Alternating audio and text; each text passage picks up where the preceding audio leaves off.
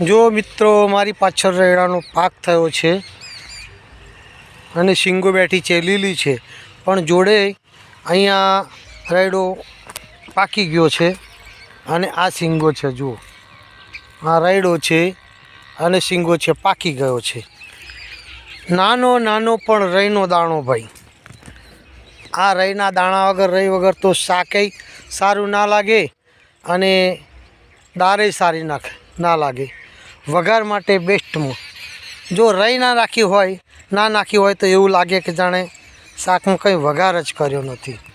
એટલે આ એક દાણો છે, પણ એના કેટલા દાણા ભગવાન આપે છે. આવી કુદરતની લીલા છે.